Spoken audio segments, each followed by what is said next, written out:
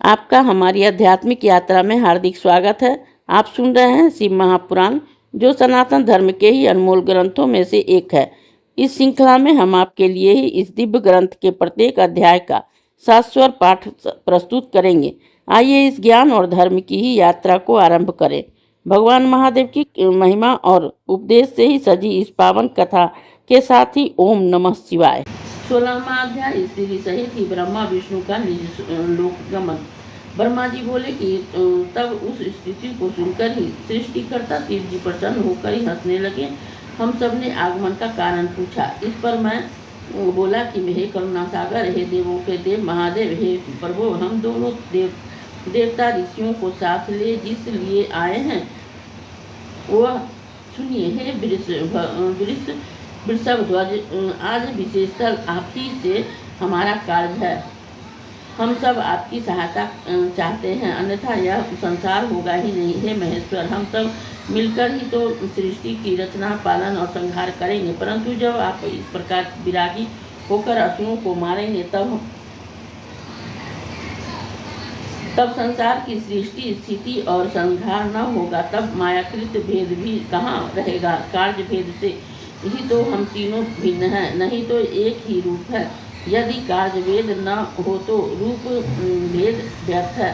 एक ही परमात्मा महेश्वर माया के कारण ही तीन प्रकार के हो गए, परंतु लीला में स्वतंत्र है। आप ही से हमारा और विष्णु का आविर्भाव हुआ है। अतएव हम दोनों आप शिव और शिवा के पुत्र हुए। हम दोनों सपत्नीक हो गए हैं। अतएव अब आप ही तो देवताओं के हितार्थ भार्या रूप से कोई स्त्री ग्रहण कीजिए। आपने पहले कहा भी था कि मैं गुनाहगार रुद्र रूप से ही प्रकट होऊंगा, तब संघटता का और स्त्री से विवाह का ही संसार का कार्य करूंगा। अब आप अपनी उस प्रतिज्ञा को पूर्ण कीजिए, क्योंकि आपके बिना हम सृष्टि कार्य करने में समर्थ नहीं हो पाते हैं। अतएव संसार का कार्य करने के लिए आप ही स्त्री ग्रहण कीजिए। हे नारद, जब मैंने ऐसे कहा तब विष्णु के समीप ही मुझसे लोकेश शंकर जी बोले कि हे ब्राह्मण, हे विष्णु, तुम दोनों मुझे बड़े प्रिय हो। तुम देखकर ही मुझे बड़ा आनंद होता है, क्योंकि तुम दोनों ही सब देवों के श्रेष्ठ और तीनों लोकों के स्वामी हो। तुम्हारा यह लोक परायण कथन बड़े ही महत्व का है, परंतु हे देव श्रेष्ठ, मुझे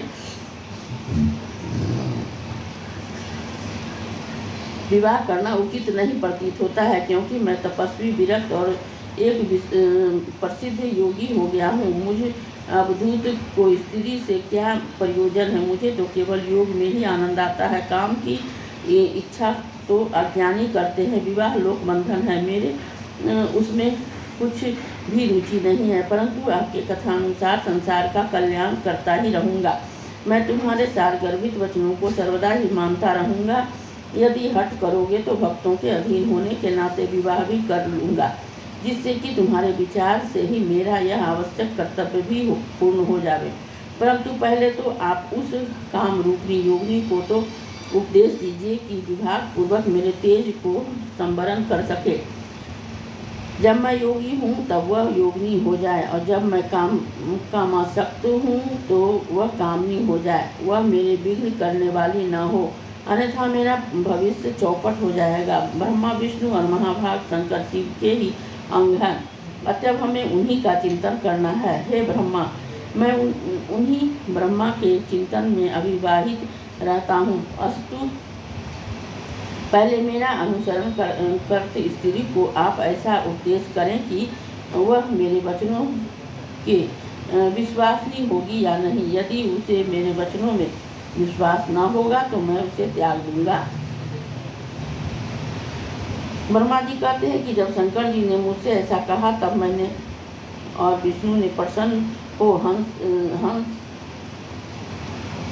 हंसकर बड़ी नम्रता से उनसे कहा कि हे नाथ, हे महेश, आपके योग्य स्त्री हम बतलाते हैं। जिस लक्ष्मी ने ही पहले 2 स्वरूप धारण किए हैं, वही अब तीसरे भिन्न रूप में उमा नाम से प्रकट हुई है। लक्ष्मी और सरस्वती ने तो अपनी पति बना लिया, परंतु उमा अभी किसी की भी स्त्री नहीं हुई है। अभी वह दक्ष की कन्या हुई है। सती उसका नाम है। वह सब प्रकार से आपकी हितकारिणी होगी।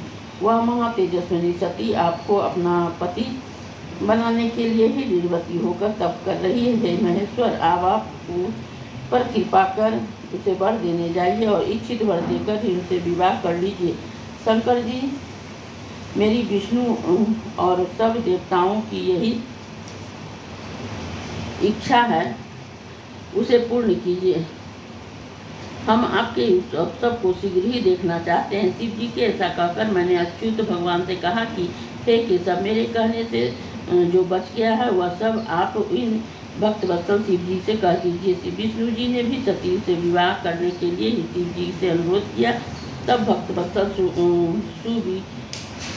सुविज्ञानी शंकर जी ने तथास्तु अर्थात ऐसा ही हो कहकर हम सबको विदा किया और हम सब अपने लोक को चले। इस अध्याय के श्रवण हेतु आपका हृदय से धन्यवाद। हम आशा करते हैं कि शिव महापुराण की यह दिव्य कथा आपको आध्यात्मिक शांति और गहन ज्ञान प्रदान कर रही होगी। कृपया अगले अध्याय के लिए हमारे साथ जुड़े रहें और अपने सुझाव एवं भावनाएं कमेंट के माध्यम से अवश्य साझा करें। धर्म, भक्ति और ज्ञान की इस पावन यात्रा में आपका साथ हमारे लिए अत्यंत मूल्यवान है। ओम नमः शिवाय। यदि यह प्रस्तुति आपको पसंद आई हो, लाइक करें, कमेंट करें, सब्सक्राइब जरूर करें, बेल आइकॉन दबाना ना भूलें ताकि अगला अध्याय आपसे छूटे नहीं। और इस पावन ज्ञान को ही शेयर करें अपने परिवार और मित्रों तक।